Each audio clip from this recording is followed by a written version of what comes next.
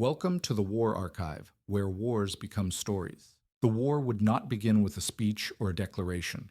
It would begin quietly, in the dark waters of the Persian Gulf, where American destroyers sit almost motionless beneath the night sky. Then, without warning, the silence breaks. One after another, the hatches of their vertical launch systems snap open, and Tomahawk cruise missiles surge upward in pillars of fire before vanishing into the darkness. Hundreds of miles away, inside Iranian air defense command centers, radar operators continue their routine scans. At first, nothing seems unusual. Then the signals begin to flicker. Contact icons appear and disappear across the screen, too fast to track, too many to understand. Something is approaching, but by the time the operators realize what it is, the missiles are already descending. These Tomahawks are not aimed at cities or armies. Their targets are far more precise. Radar arrays, command bunkers, communications nodes, and surface-to-air missile batteries scattered across the country. The objective is simple and ruthless: blind the enemy before they even understand the war has begun. Modern wars rarely unfold in chaotic bursts of violence. Instead, they follow carefully designed phases. In the case of a potential conflict between the United States and Iran, military planners envision a campaign that could stretch across 4 calculated weeks, each stage dismantling another piece of the opponent's ability to fight. Week 1 would destroy Iran's ability to see the battlefield. Week 2 would target its navy and control the Persian Gulf. Week 3 would strike deep into hardened nuclear facilities. And Week 4 would become a relentless hunt for the weapons that remain hidden. By the time the first radar station goes dark, the timeline is already in motion. The missiles launched in those opening moments are not the climax of the war. They are simply the first move in a 4-week plan designed to dominate the entire battlefield. Week 1 begins with a single priority: destroy Iran's ability to see what is happening above its own territory. The Tomahawk missiles launched from American warships are designed precisely for this role. Flying low over the sea and terrain, guided by satellite navigation and terrain-matching systems, they slip beneath much of Iran's radar coverage until the final moments of their approach. Their targets are not random military buildings. Instead, the missiles strike the nervous system of Iran's air defense network: long-range radar stations, command bunkers coordinating missile batteries, and hardened communications hubs linking those systems together. When these sites are destroyed, the entire defensive grid begins to fragment. At the same time, another kind of weapon enters the battle, one that does not rely on explosions at all. EA-18G Growler aircraft move into range and begin broadcasting powerful electronic warfare signals directly into Iranian radar frequencies. Their job is to overwhelm sensors with noise, flooding receivers with interference until operators can no longer distinguish real aircraft from false signals. Many of Iran's most advanced air defense systems rely on platforms such as the Russian-made S-300 and the domestically produced Bavar 373 missile systems. Under normal conditions, these systems can track aircraft at long distances and guide interceptors with remarkable precision. But when their radar inputs become saturated with electronic interference, even sophisticated defenses can become unreliable. Inside command centers across Iran, radar screens begin to behave strangely. Targets appear where nothing exists. Real contacts vanish entirely. Communications between missile batteries and command posts become delayed or distorted. The network that once functioned as a unified shield begins to break apart into isolated fragments. By the end of the first stage of Week 1, the goal is not to eliminate every missile launcher Iran possesses. It is to dismantle the system that allows those weapons to operate together. Once that coordination collapses, the skies above Iran become far more vulnerable, and the next phase of the war can begin. Once Iran's radar network begins to fracture, the next wave moves in almost immediately. This is where stealth aircraft enter the battlefield, machines designed for the exact moment when defenses are confused but not yet completely destroyed. With radar signals jammed and command systems struggling to communicate, the sky briefly becomes a place where invisibility matters more than speed. F-35. Lightning II fighters and F-22 Raptors would likely be among the first aircraft to cross into Iranian airspace. Their stealth shaping and radar-absorbing materials make them extremely difficult to detect, especially when enemy sensors are already overwhelmed by electronic warfare. For the pilots inside these aircraft, the advantage is not just invisibility, but awareness. Modern stealth fighters combine radar, infrared sensors, and satellite intelligence into a single digital battlefield picture. A missile launcher hidden on the ground might never detect the aircraft approaching overhead, yet the pilot can see it clearly on the cockpit display. In many cases, the first warning Iranian crews receive would be the explosion of the weapon system itself. The task of these stealth aircraft is highly specific. They are not there to destroy entire cities or military bases.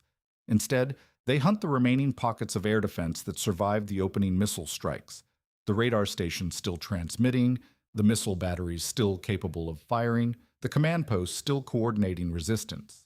Once those final defenses begin to disappear, the door opens for the next stage of the operation. Conventional strike aircraft such as the F-15E Strike Eagle can now enter the airspace carrying much larger payloads. These aircraft are less stealthy, but far more heavily armed, capable of striking multiple targets across a wide area. In military planning, this sequence is deliberate. Stealth aircraft clear the path. Conventional fighters expand the campaign. And slowly, hour by hour, the sky above Iran begins to shift from contested territory into controlled airspace. With the skies beginning to open, the United States brings forward a different kind of aircraft. Machines built not for stealth, but for scale. Strategic bombers that once defined the Cold War move into position, carrying payloads far larger than any fighter jet could deliver. Their role is simple. Once air defenses are weakened, they unleash the weight of American firepower. Among the most recognizable of these aircraft is the B-52 Stratofortress. Despite first entering service decades ago, it remains one of the most effective heavy bombers ever built. From high altitude, a single B-52 can release a massive spread of precision-guided munitions across multiple military targets during a single mission. The targets in this phase are carefully selected. Intelligence planners focus on facilities that allow Iran's military to organize and sustain operations, command centers belonging to the Islamic Revolutionary Guard Corps, logistics depots supplying missile units, and military airfields capable of launching counterattacks. Each strike removes another piece of the infrastructure required to fight a prolonged war. Inside the bomber itself, the mission feels strangely routine. Crew members monitor instruments, confirm coordinates, and release their weapons with mechanical precision. Yet on the ground below, the effects are dramatic. Explosions ripple across military complexes, communication systems collapse, and supply chains begin to break apart. By the end of this phase of Week 1, the scale of destruction is already immense. Estimates from similar strike planning suggest that between 1,700 and 2,000 military targets could be hit within the first several days alone. Radar networks are shattered, command systems disrupted, and large portions of Iran's defensive infrastructure severely damaged. Control of the air is never declared with a single moment. It emerges gradually as each surviving defense is removed from the battlefield. And by the end of Week 1, that balance would be shifting decisively toward the United States. As the bombing campaign expands, another weapon begins to appear over Iranian territory, one that looks strangely familiar. For years, Iran has relied heavily on inexpensive one-way attack drones, particularly the Shahed series, to pressure adversaries across the Middle East. These drones are simple, relatively cheap, and designed to overwhelm defenses through sheer numbers. During earlier conflicts and intelligence operations, however, several of these drones were captured intact. Instead of simply studying them, engineers carefully dismantled the systems piece by piece, analyzing their guidance components, engines, and navigation software. What followed was an unusual twist of modern warfare. The concept behind the Shahed drone was replicated and modified. Using improved electronics and upgraded navigation systems, the United States developed its own expendable swarm drones based on similar principles. These aircraft are not meant to survive the mission. Their purpose is to fly low across the terrain, forcing enemy defenses to activate radar systems or reveal hidden missile batteries trying to intercept them. When dozens of these drones appear at once, they create a difficult dilemma for defenders. Intercepting every drone consumes valuable missiles and reveals the location of defensive systems. Ignoring them allows the drones to strike radar stations, supply depots, or air defense vehicles. In many ways, the tactic carries a layer of irony. A weapon that once caused disruption for American forces is now being sent back into Iranian airspace, refined, upgraded, and deployed in far greater numbers. The strategy is not about a single devastating strike, but about constant pressure. By the end of week one, the battlefield above Iran becomes crowded with different layers of attack. Cruise missiles, stealth fighters, heavy bombers, and swarming drones all operate simultaneously. Each weapon serves a different role, but together they create the same outcome: a defensive network stretched thinner with every passing hour. By the time the second week of the campaign begins, the focus begins to shift away from the skies and toward the waters of the Persian Gulf. Air defenses have been heavily degraded, but Iran still possesses another tool that could threaten American operations: its navy. In the narrow geography of the Gulf, even relatively small vessels can become dangerous. Unlike larger naval powers, Iran does not rely primarily on massive warships. Instead, its strategy emphasizes fast attack craft, missile boats, coastal missile batteries, and submarines designed to operate in shallow waters. These vessels can move quickly between islands and coastline positions, launching missiles before disappearing again into the crowded maritime environment. During one encounter early in this phase, an Iranian vessel known as the Joshin approached a U.S. surface action group operating in the region. As the ships closed distance, the Iranian craft launched an anti-ship missile, a Harpoon missile originally supplied to Iran before the 1979 revolution severed military ties between the two countries. For a brief moment, the situation carried a strange historical symmetry. An American-designed missile was now racing toward an American warship. But modern naval defenses are built to counter exactly this kind of threat. Electronic countermeasures were deployed almost immediately, along with chaff designed to confuse the missile's guidance system. The missile lost its lock and veered away from the target. Seconds later, American ships returned fire with overwhelming force. Missiles and naval gunfire struck the Joshin, quickly disabling the vessel. What began as a bold challenge ended within minutes. But the message was clear: control of the Persian Gulf would not be decided in the air alone. The war at sea had begun. The destruction of the Joshin did not end the naval confrontation. Instead, it signaled that the conflict at sea was escalating. Larger Iranian warships began moving out from their ports, attempting to challenge the growing American presence in the Persian Gulf. One of those ships was the Iranian frigate Sahand, a vessel that sailed into the open waters determined to contest the expanding air and naval operations around the strait. For a brief moment, the frigate represented Iran's attempt to push back against the overwhelming pressure building around its coastline. But the Sahand was already being watched. American aircraft patrolling overhead detected the ship's movement long before it could position itself for an effective attack. When the frigate fired at passing U.S. aircraft, it effectively revealed its location to every sensor connected to the American strike network. The response was swift and coordinated. Carrier-based attack jets streaked toward the target, while nearby U.S. warships prepared their own missile systems. Within minutes, the frigate was struck by multiple weapons, anti-ship missiles, and guided bombs slamming into the vessel in rapid succession. Explosions tore across the deck, fires spread through the interior compartments, and eventually the ship's own munitions began to detonate. The Sahand was left burning heavily in the water, its challenge to the U.S. fleet effectively ended. Later that same day, another Iranian frigate, the Sabalan, attempted to retaliate. When it launched a surface-to-air missile at an American aircraft, the pilot maneuvered out of the missile's path and circled back toward the ship. Seconds later, a precision-guided 500-pound laser bomb dropped directly down the vessel's exhaust stack. The explosion inside the ship's engine compartment crippled the frigate almost instantly. Within hours, two of Iran's most prominent naval vessels had been removed from the fight, shifting control of the Persian Gulf further toward the United States. Behind these dramatic naval encounters lay a much larger objective. The real strategic prize of the second week was not any single ship. It was the Strait of Hormuz, one of the most important maritime choke points in the world. Every day, millions of barrels of oil pass through this narrow corridor between Iran and the Arabian Peninsula. At its narrowest point, the strait is only a few dozen miles wide. Tankers carrying energy supplies to global markets must travel through clearly defined shipping lanes, making them predictable targets in wartime. Control of this waterway therefore carries enormous economic and political consequences. For Iran, geography offers a powerful advantage. The country's coastline stretches along the northern edge of the strait, dotted with islands, hidden inlets, and fortified positions. From these locations, missile batteries, fast attack boats, and mobile launchers could attempt sudden strikes against ships moving through the channel. Even relatively small weapons can become dangerous in such confined waters.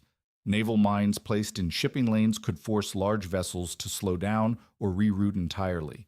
Fast attack craft could swarm larger ships, launching anti-ship missiles before retreating toward the coastline.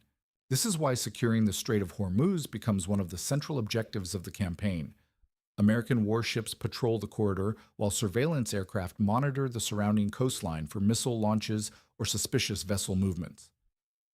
Every Iranian platform capable of threatening the shipping lanes becomes a potential target. The stakes extend far beyond the battlefield itself.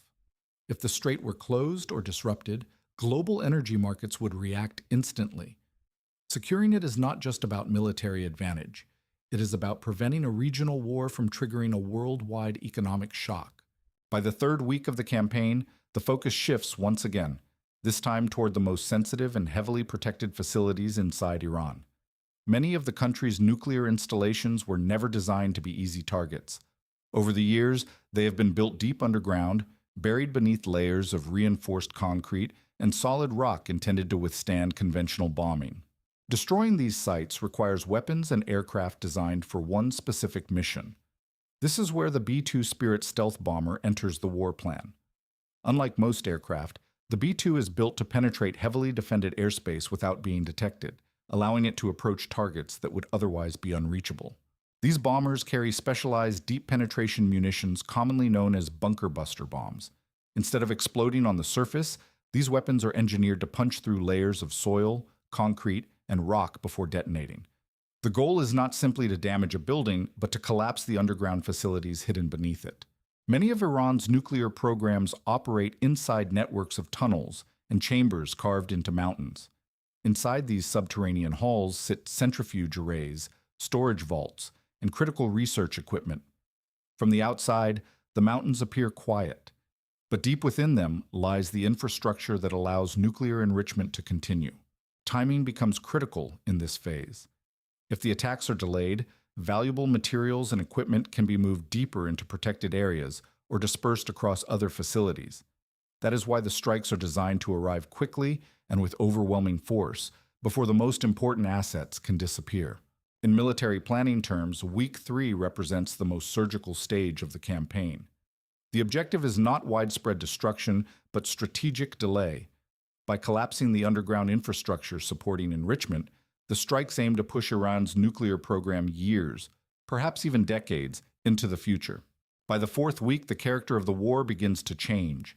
The massive bombing waves that dominated the early stages of the campaign start to slow, replaced by something quieter, but no less relentless. With much of Iran's air defense network destroyed and many fixed installations already hit, the conflict shifts into a prolonged hunt. At this stage, fighter aircraft such as the F-22 Raptor and F-15E Strike Eagle take on a new role. Instead of flying large strike packages, they begin constant patrols across Iranian airspace.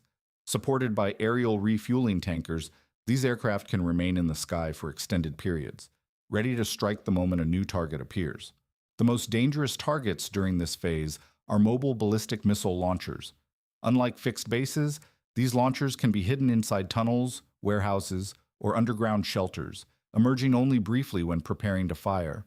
Detecting them before launch becomes a race against time. Information flows continuously between satellites, command centers, and aircraft in the air. Space-based sensors scan for unusual vehicle movements, while airborne command planes such as the E-2D Hawkeye coordinate targeting data across the battlefield. Pilots receive updated information in real time, allowing them to redirect toward new threats within minutes. To maintain this pressure around the clock, MQ-9 Reaper drones patrol the skies day and night. Equipped with advanced sensors and Hellfire missiles, these drones watch for the moment a launcher rolls out into the open. When it does, the response can come almost immediately. This stage of the war is less dramatic than the opening missile barrages. but it is just as important. The goal is to deny the enemy any opportunity to regroup or retaliate. Every time a missile launcher attempts to emerge, aircraft or drones are already waiting above. Even after weeks of bombardment and naval clashes, Iran would still possess one advantage that cannot be destroyed by missiles: geography. The narrow waters of the Strait of Hormuz remain a dangerous environment for even the most powerful navy in the world. Large warships must move carefully through shipping lanes where the coastline lies only miles away. Iran has spent decades preparing for this exact scenario. Instead of trying to match the United States ship for ship, it relies on asymmetric tactics designed to exploit the environment. One of the most dangerous tools in this strategy is the use of small submarines operating in shallow coastal waters. These submarines can remain hidden along the seabed, waiting for large vessels to pass through the narrow corridor. At the right moment, they could launch coordinated torpedo strikes aimed at the hull or propulsion systems of American carriers and escorts. Even a single successful hit could temporarily disable flight deck operations and complicate the entire air campaign. Another threat comes from naval mines. Mines do not need to sink ships to be effective. Simply knowing they might be present forces fleets to slow down, change course, and deploy specialized mine-clearing vessels. This delay can create opportunities for missile strikes from the coastline or swarms of fast attack boats. From Iran's perspective, the objective is not necessarily to defeat the U.S. Navy outright. Instead, it is to create enough disruption that American forces must divert time and resources toward protecting their fleets. In a narrow maritime corridor like Hormuz, even a small advantage can suddenly become significant. A damaged aircraft carrier would not end the war, but it would send shockwaves through the battlefield. Carriers serve as floating air bases capable of projecting power hundreds of miles from the sea. Disrupting one of them would be both a strategic and symbolic victory, proof that even overwhelming military power must still navigate the constraints of geography. Yet even if the battlefield at sea became more dangerous, the United States would still possess another layer of military power, one that does not depend on ships at all. American war planning assumes that no single platform should determine the outcome of a conflict. If one system is damaged or delayed, another takes its place. This is where the Air Force Global Strike Command becomes critical. Strategic bombers stationed thousands of miles away can launch missions that reach the Middle East within hours. These aircraft allow the United States to continue delivering precision strikes even if naval operations are disrupted. At the center of this capability is the B-2 Spirit stealth bomber. Unlike most aircraft, the B-2 is designed to penetrate the most advanced air defense systems without being detected. It can take off from bases in the United States, fly across continents, strike heavily fortified targets deep inside enemy territory, and return without ever landing overseas. Alongside it operates the B-1B Lancer, a supersonic bomber capable of carrying enormous payloads of cruise missiles and precision-guided bombs. Flying low and fast, it can deliver overwhelming firepower against enemy infrastructure, clearing the path for other aircraft to operate more safely. Then there is the B-52 Stratofortress, one of the longest-serving bombers in history. Though its design dates back decades, it remains one of the most effective missile platforms ever built. Acting as a flying arsenal, the B-52 can launch long-range cruise missiles from hundreds of miles away, striking targets while remaining outside the reach of many air defenses. But sustaining this level of warfare requires more than powerful aircraft. Behind every strike lies a carefully managed system known as battle rhythm. Aircraft launch in cycles. Intelligence briefings feed new targeting data to commanders, and carrier crews operate around the clock to keep the system running. Without this rhythm, even the most powerful military force would descend into chaos. In the end, the 4-week war plan is not simply about destroying targets. It is about controlling the tempo of the conflict, blind the enemy's radar, seize the skies, secure the sea lanes, strike the underground infrastructure, then hunt down whatever remains. If the rhythm holds, the battlefield slowly shifts until one side controls the sky, the sea, and the pace of the war itself.